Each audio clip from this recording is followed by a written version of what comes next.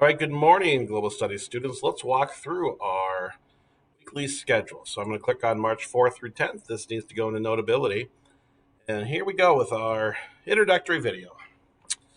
For the week, Thursday and Friday, we are going to be watching Animal Farm.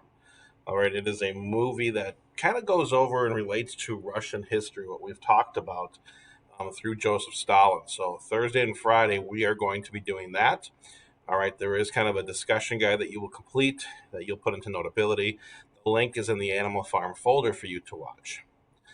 On Monday, we're going to be talking about something called the Iron Curtain, and it kind of relates to this idea of the spread of communism, kind of where to stop it, how other countries responded. A lot of stuff after World War II. If you're a World War II fan, you'll find some of this interesting. So Monday, we'll finish Animal Farm. All right, you're not going to submit this.